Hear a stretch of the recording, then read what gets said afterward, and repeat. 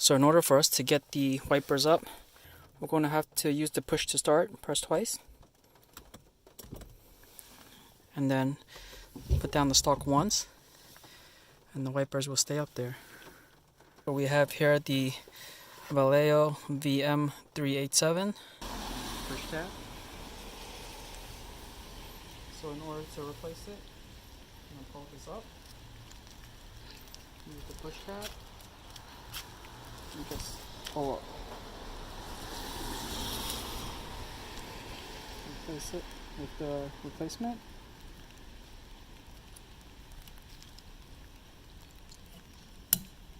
There you go. Alright, same thing. Take it out. Push the button.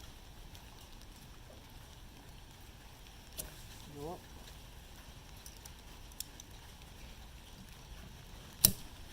There you go. Replaced. Take a look. So this was definitely not good.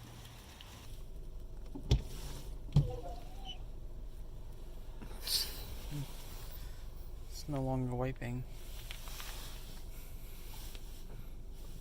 Obstructed view.